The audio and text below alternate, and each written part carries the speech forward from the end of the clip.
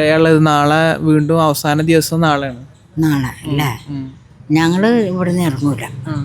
ഞങ്ങൾ ചെറുപ്പം മുതൽ എന്നെ കല്യാണം കഴിച്ച് കൊടുന്നു 10-60 കൊല്ലായി ഞങ്ങളിവിടെ മക്കളുടെ മക്കളായിട്ട് കിടക്കുന്നത്.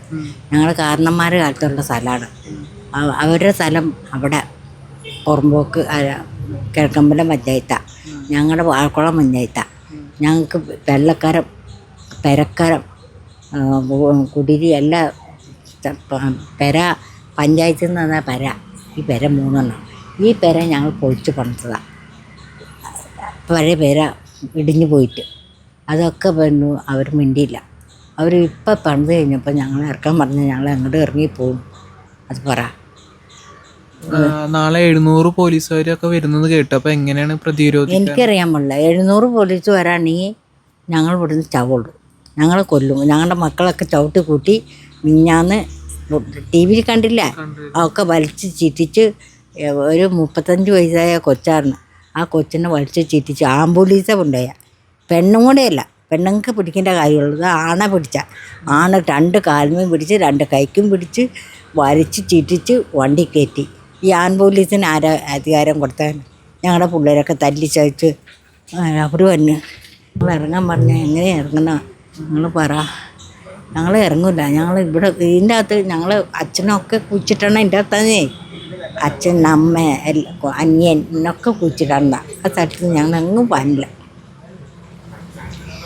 ഞങ്ങൾ കന്നാലി പശു, ഞങ്ങൾക്ക് വെറ്റിലക്കൊടി കൃഷി, ചക്ക മാങ്ങ അതൊക്കെ ഉണ്ട് ഇവിടെ. അങ്ങനെ കൃഷിയൊക്കെ ചെയ്ത് ഞങ്ങൾ കന്നാലിനൊക്കെ വളർത്തി പുല്ല് നട്ട് അങ്ങനെ ഞങ്ങൾ ജീവിച്ച്. ഞങ്ങൾക്ക് എല്ലാ സാധനവും അനുകൂലം പഞ്ചായത്തിൽ നിന്നും പശുവിനൊക്കെ തന്നിട്ടുണ്ട്.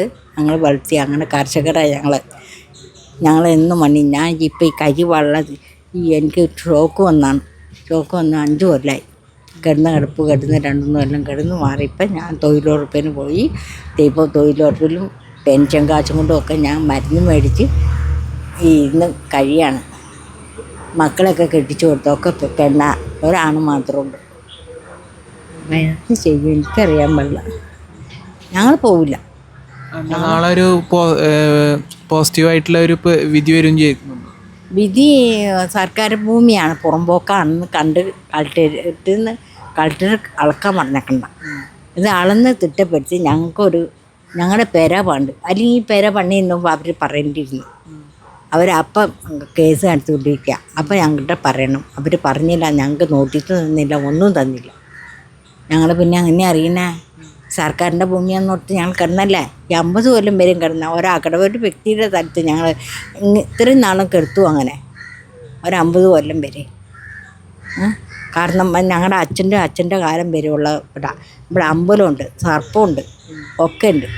അതൊക്കെ ഞങ്ങളെ എങ്ങോട്ട് കൊണ്ടുപോകുന്നു പറ. അവർക്കാണെങ്കിൽ വേണ്ട മുതലുള്ള പാർട്ടി. അവർ കോടീശ്വരന്മാർ. അവരെ മക്കളിപ്പോൾ പോയി വക്കീലായി പഠിച്ച് ജയിച്ചപ്പോൾ അവരുടെ അതിൽ കാശുമായി.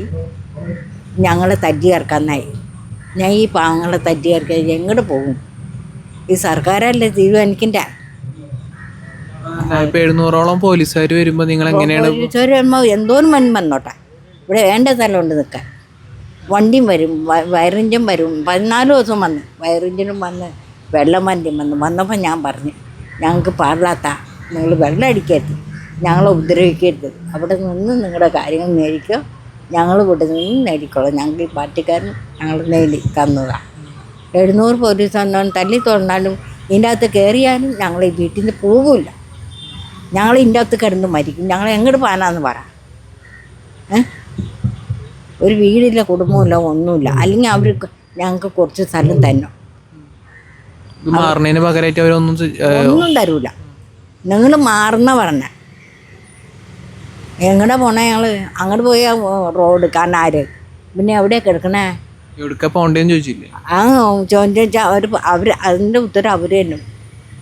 ഇത് കണ്ടെത്തിയിട്ടാണ് ഞങ്ങളെ ബിൽഡിങ് ശരിയാ. ഞങ്ങൾക്ക് കിടക്കാൻ ഒരു ഇടുന്നുമില്ല. പണ്ട് ഇത് കാട് പിടിച്ച് കിടന്ന സ്ഥലമാണ്. എന്നിട്ട് ഞങ്ങൾ തലത്തിൻ്റെ വീട്ടിലെ പണി. ഇവിടെ ഒരു മാടം വച്ചേറ്റി കിടന്നോളാം പറഞ്ഞാൽ അന്ന് മാടൊക്കെയാണ്, പെരയൊന്നും ഉണ്ടായില്ല. കിടന്ന് ഞങ്ങൾ തലശ്ശേരിയാരുടെ വീട്ടിലും അപ്പുറ അയൽക്കാരുടെ വീട്ടിലും ഒക്കെ പണിക്ക് പോയി കൊയ്തും മേച്ചും കൊണ്ടുവന്ന് അത് കഞ്ഞി അന്നന്നെ കൊണ്ടുവന്ന് വറുത്ത് വെച്ച് കഞ്ഞി വെച്ച് കുടിക്കണേ. ആ കഥയൊക്കെ ഇപ്പോൾ പറഞ്ഞാൽ സഹിക്കില്ല. എന്നിട്ട് അവരും പറഞ്ഞില്ല തലശ്ശേരി 15 ഏക്കർ പുറമ്പോക്ക ദേ അങ്ങനെ താഴത്തേക്ക് നോക്കിയോ അതൊക്കെ റബ്ബറും തോട്ടം പുറമ്പോക്ക. അവർക്കൊന്നും ഒരു കുഴപ്പമില്ല, ഞങ്ങൾക്ക് ഇതെവിടെ കുഴപ്പമുണ്ട്. എന്താണെന്ന് ആർക്കറിയാം. എനിക്കറിയാൻ പാടില്ല. എൻ്റെ പുള്ളേനെ ഓനെ തന്നെ തവിടിയാക്കിയിട്ട് ഓനെ തന്നെ കാലുമ്പോൾ ചവിട്ടി നീരായിട്ടിരിക്കുക. വരാൻ പറ്റില്ല അമ്മ എന്ന് പറഞ്ഞു. നാളെ വരേക്കും വരാൻ പറഞ്ഞിട്ടുണ്ട്.